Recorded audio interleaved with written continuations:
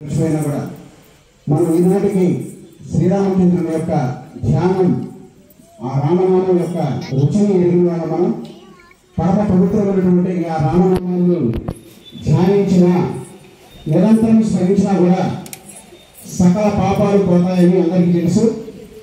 రామ అనేది ఒక బీజాక్షరం, అంటే నమో నారాయణాయ నమశివాయ, ఈ రెండు బీజాక్షరాల్లో రామ అనే దాన్ని తీసుకుని ప్రపంచానికి ఇచ్చారు. గొప్ప అద్భుతమైనటువంటి శక్తి కలిగినటువంటి రామనామం, రాముని కన్నా కూడా రామనామం గొప్పది. అందుకే హనుమంతుడు వారు నిరంతరం రామనామ ధ్యానం చేస్తూనే ఇప్పటికీ కూడా హిమాలయాల్లో అదృశ్య రూపంలో రామనామం ధ్యానం చేస్తూనే ఉన్నారు. నిరంతరం చేసిన కొద్దీ కూడా గొప్ప శక్తిని పొందుతూ మరింత విజృంభిస్తూ ఆయన శక్తిని మరింత పెంచుకుంటూ ఎంత ఎదిగినా కూడా ఒదిగి ఉండే తత్వం హనుమంతుడి వారిది. మనం నేర్చుకోవాల్సినటువంటి నీతి ఏమిటంటే ఎంత ఎదిగినా కూడా ఒదిగి ఉండడం అనేది ఆంజనేయ స్వామి వారి దగ్గర నుంచి నేర్చుకోవాలి. ఎంత శక్తివంతుడైనా కూడా ఏమీ తెలియని వారిలాగా అమాయకంగా నటిస్తూ సకల లోకాలని కూడా రక్షించేటువంటి పరాక్రమశాలి, బహుముఖ ప్రజ్ఞాశాలి హనుమంతుల వారు. అలాగే రామాయణంలో ప్రతి పాత్ర ఆదర్శవంతమైనదే. శ్రీరామచంద్రమూర్తి ఏకపత్ని వృతుడు, గొప్ప రాజు, గొప్ప కొడుకు, అలాగే గొప్ప సోదరుడు.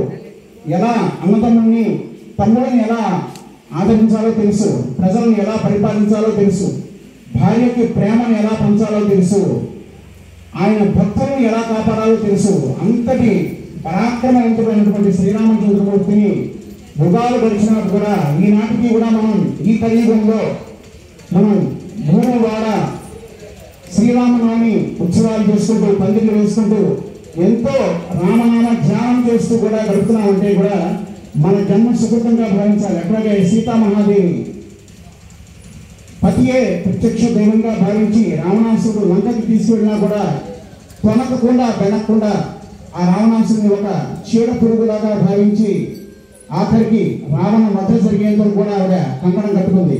అలాగే లక్ష్మణస్వామి అద్భుతమైనటువంటి తమ్ముడు, అన్నయ్య ఎక్కడుంటే నేను అక్కడే అంటూ అడవులకు వెళ్ళి తన జీవితం మొత్తాన్ని కూడా త్యాగం చేసిన త్యాగశీలి. అలాగే భరతుడు అద్భుతమైనటువంటి వ్యక్తి. అన్నయ్య ఇది నీ రాజ్యం, నాకు అవసరం లేదు, నా తల్లి తెలియక కోరింది అని చెప్పి తల్లినే కొట్టబోయినటువంటి, అంటే ఇక్కడ కొట్టడం అంటే దాన్ని తప్పుగా తీసుకోకూడదు, అంతటి ధర్మాత్ముడైనటువంటి శ్రీరామచంద్రమూర్తిని అడవులకు పంపినటువంటి ఆక్రోశంతో తల్లిని కూడా వధించడానికి వెళ్ళాడు. ఆఖరికి ఆయన పాదులను తీసుకొచ్చి రాజ్య పరిపాలన చేసినటువంటి ఘనుడు, అలాగే శత్రుఘ్నుడు, అలాగే అన్ని పాత్రలు కూడా రామాయణంలో ఆదర్శవంతమైనవే. నేటికి మనం ఆచరిస్తే మన జీవితం, మన జన్మ కూడా ధన్యమవుతుంది. శ్రీరామ జయ రామ జయ జయ రామ అనే నామాన్ని నిరంతరం స్మరిస్తే కోటాను కోట్ల రామనామ